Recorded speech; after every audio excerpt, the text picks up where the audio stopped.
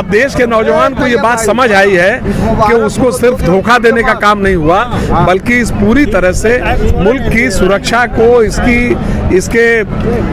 Sovereignty को पूरी तरह से ख़त्म करने की कोशिश हो रही है। मैं इस वक्त आजमगढ़ की उस धरती पे मौजूद हूँ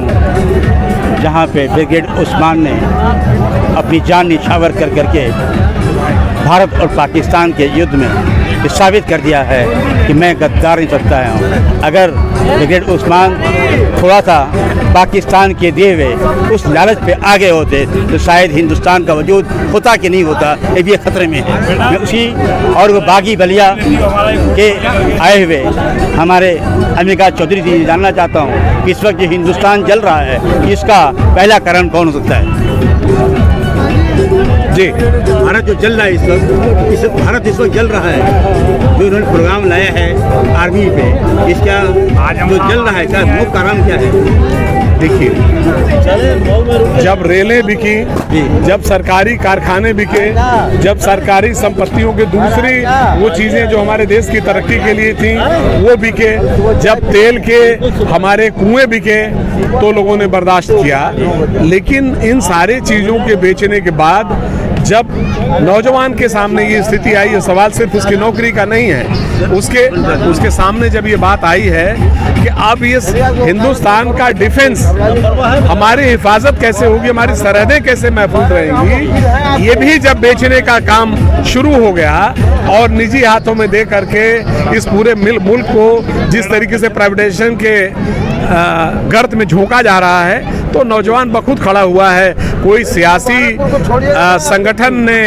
नहीं इस काम को शुरू किया है। अब देश के नौजवान को ये बात समझ आई है कि उसको सिर्फ धोखा देने का काम नहीं हुआ, बल्कि इस पूरी तरह से मुल्क की सुरक्षा को, इसके सॉवरेंटी को पूरी तरह से ख़त्म करने की कोशिश हो रही है, तो वो अपने आप खड़ा हो गया। मैं जानना चाहता हूँ कि जब ये 4 साल के नौजवान आएंगे और जबकि इससे पहले जो मिलिट्री मैन रहते थे और घुसपैठियाँ होती थी, तो ये 4 साल वाले नौजवान कितना सरहदों की हिफाजत कर पाएंगे? देखिए,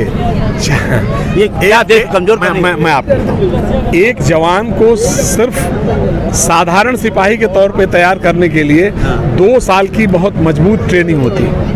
और जो जिंदगी ही 4 साल की है, ये तो ऐसा लगता है जैसे कि किसी ऐसे कोई कीड़े जो बरसात में आते हैं, वो एक रात की ज़िंदगी के लिए आते हैं, उसी रात आते हैं, अगली सुबह के बाद फिर अगले दिन नहीं मिलते। इस तरीके का सलूक इन नौजवानों के साथ ये भारतीय जनता पार्टी सरकार कर रही है, और इस बात को नौजवान ने समझ लिया है। 4 साल तो 4 साल है, 4 साल की बात छोड़िए, 2 साल तो एक ट्रेनिंग, और दूसरा क्या है, वो जज्बा उसके दिल में डालने के लिए जिसमें कि वो अपने जान को कुर्बान करने के लिए हर वक्त तैयार रहता है मुल्क की हिफाजत के लिए। आप कहाँ से पैदा कर पाओगे जब आज उसको नौकरी में जाने के दिन ही 4 साल की मियाद तो गिनते बीत जाएगी उसके लिए। और उसके बाद भी सिपाही फिर भी इसलिए रहता है कि पूरी ज़िंदगी एक सोल्जर की जिम्मेदारी स्टेट पे होती है, उसके इलाज की, उसके पेंशन की, उसको जितनी ज़रूरी चीज़ें खरीदनी है उनको कैंटीन से लेने की, और उसको बाकी सारी सुविधाओं की। लेकिन आप 4 साल के लिए किसी को खड़ा कर दोगे बंदूक दे करके कि अपनी जान दे के चले आओ, कैसे हो पाएगा? दूसरी बात यह है कि वो अपने लिए भी लड़ रहा है और मुल्क के लिए भी लड़ रहा है, अपने देश की अस्मिता के लिए भी लड़ रहा है। यह बात असल है नौजवान की, वो सिर्फ अपनी नौकरी के लिए अपनी लड़ाई नहीं लड़ रहा है।